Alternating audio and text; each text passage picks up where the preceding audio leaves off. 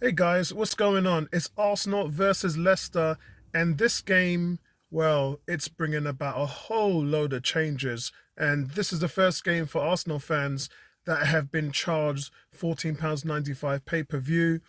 We just spoke to Bertram as well, and he says in America it's on the streaming CBS service there as well, which is $6 a month. Slightly a better deal for him. But I think the fans have been following by the wayside. I left up a post on 101 forums saying that a lot of other teams, including Newcastle, last week decided to send the money to charity instead.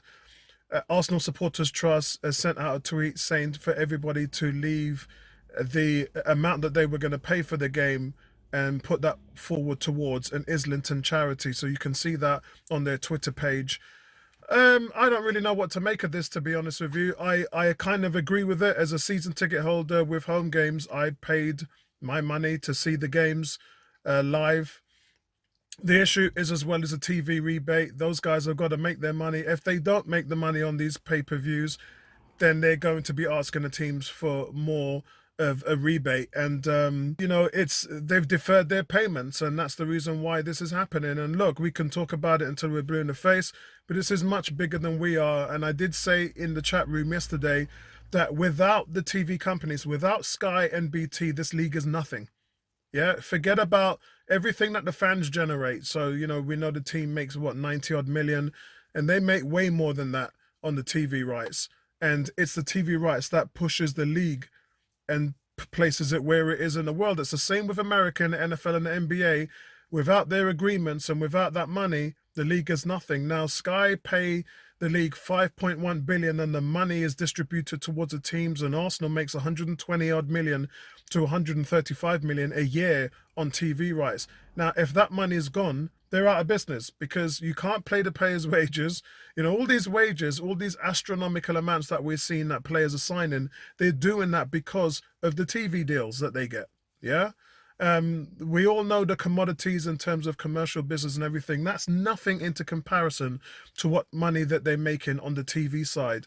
And remember, guys, we are well into the end of that 5.1 billion TV deal. When it's renewed, word is it could be double that. So teams like Arsenal could be making 200 million a season just on TV rights. And the more stronger this goes on, the more players are in the game. BT Sports and Sky, yes, but Amazon have come into the mix now, and we're hearing that there might be even more companies that will come into the mix. Netflix wants to know what's going on. So, look, I'm not going to waste any more time with that, but I will say that this is something that we can't really get away from, and it's something that the teams agree with because they know that they have not got no argument towards this whatsoever. So, looking at the teams, guys, both teams played in the Europa Cup and midweek and won games. And coming off the back of disappointing fixtures, we had Jamie in our Premier League live show as well, representing Leicester City. So I hope we see him in the next few coming weeks as well. And he was giving us some great insight into where Leicester City are, an abundance of injuries that they're suffering with. But I did say that there's still some players there, Vardy's supposed to be coming back, Madison, that are really turning it up for the team. We talked about Inacho as well, and some people comparing him to a poor man's Antonio. Look, it doesn't really matter. He scored in the Europa Cup midweek. For Arsenal, I think it comes down to us, and it comes down to what we've been struggling with over the last three games, which is the team sheets. That's where it all starts. We get the fact that we're trying to play with four at the back. We get it. It's going to happen. It's on the menu. We can't stop it. And for Arteta to start to get this team to play the way he wants to, he has to play four at the back. There's no two ways about it. Although it was a bit confusing on Thursday what exactly we were doing. And I think the players were confused, the fans were confused, the TV commentary was confused because it kind of looked like it lined up as a three, and Bellerin going into advanced positions shows it was a three at times, and it shows it was a four. So I'm still confused, and I don't really know if anybody had a kind of hand in what formation we were playing. But let's stay on point. It's all about the team sheet. Who plays today? Does Pepe play today? Does Nelson play today? Does Nketiah play today? Does Lacazette play today? Does Saka play today? Does Willian? I think he's short because of the slight knock in midweek. And we know Mustafi's back as well. I was expecting him to play midweek. He didn't, so that was a strange one. Callum Chambers also back in full training, but I don't expect him to play. I think he's going to need a few subpar minutes before he even starts the game. So, guys, I mean, Maitland-Niles as well hasn't started the last few games, so he must be feeling a little bit bereaved. Team sheet's very important today.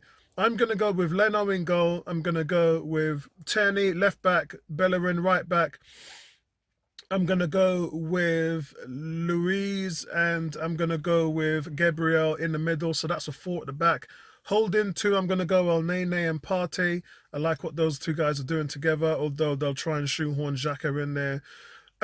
Because Willian is injured, I would probably like to see Ceballos at the 8 spot at the top in the pivot role. So I'd like to see him there. And then I'd have to go with Pepe, Saka, and Aubameyang. I think that's what I'll do. And I would really be happy with that team because it's a progressive team. It's a team that has to get better at doing what it's doing. It's a team that needs help on the progressive side in terms of creativity, and you just have to keep trying different matrix, different formations, different ways to try and get this thing to work. If it doesn't work one week, you got to just try something different the next week. I don't think that Lacazette is going to be a part of it, but he can be. I mean, he might just go with Aubameyang back on the left. He's tried it for 2 games. It's not really worked. So Arteta might just go with Aubameyang back on the left. If he does that, then look for Lacazette to be in the middle, and then look for Pepe to be on the right. You got to play Pepe.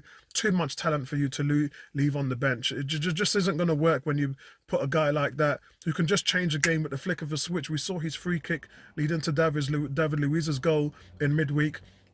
And he was quiet for most of the game, but he has the ability to do that. We saw what he did when he came on against Liverpool, dribble past 2 defenders and bang, slotted it in Walcott style in the bottom left part of the goal, and he can do that for you. So the more you play him, the more progressive he's going to be, the more he's going to give you assists, chances created, and goals. Take out the fact that Ozil only played half the season. Take out the fact that Willian was playing for Chelsea. It was Pepe that had 40 chances created and was the most creative player in the team last year. So you can't afford to leave somebody like that on the bench when you're struggling with creativity. It just doesn't make any sense. So that's where I'm going to go with that, guys. I'm going to go with an Arsenal 2-1 win today. And you can join us from 7 o'clock. I know I'll be watching the Skins game. Skins are playing Cowboys today. But I'm going to go with a 2-1 win. I don't really care about the Vardy situation. Even if Vardy's comes back, he's probably going to be a bit short anyway. And I'm looking forward to Gabriel to really stomp him out of the game. Gabriel needs these games. We need to see what metal that he's got behind him. We need to see what type of player he is in the big games. We would know. Because, you know, he did well against Man City, didn't play against Liverpool, and we need him to play against the best strikers in the league, and Vardy is definitely up there with the best of them. But that's it from me, guys. Hope you guys tune in to the game and let me know your thoughts, whether you're going to be paying the £14.95 or not. If you're not, then come in and join us and we'll have a laugh. We'll give you play-by-play, and then we'll enjoy the game together. And that's it from me, guys. So speak to you guys later on. See you all at 7, and let's enjoy the game tonight. Let's hope that we can... Look, a lot of teams are dropping points around us, and we need to pick up 3 points a day. That is imperative. We are going to be shooting up the table fast. And for me, it puts an end to this horrible Halloween month, which we've been talking about for ages now. We have said this month is going to be tough, and it was exactly that. 3 points a day would be gold. It would be absolute gold. So I'll see you guys later on, man. Peace.